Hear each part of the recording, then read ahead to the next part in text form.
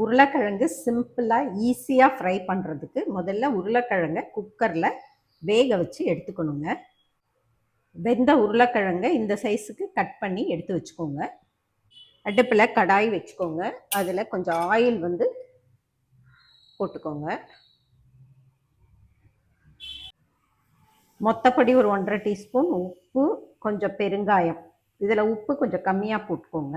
இந்த பொடி எல்லாத்தையும் ஒன்றா போட்டுக்கோங்க. போட்டுட்டு இந்த உருளைக்கிழங்கை அதில் போட்டுருங்க.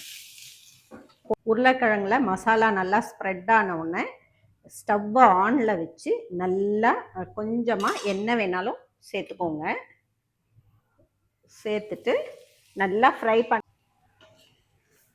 திருப்பி விட்டு ஃப்ரை பண்ணுங்கள். உருளைக்கிழங்கு ஃப்ரை ரெடிங்க. இது ரொம்ப ரொம்ப ஈஸி தாங்க செய்கிறதுக்கு. நீங்களும் ட்ரை பண்ணி பாருங்கள்.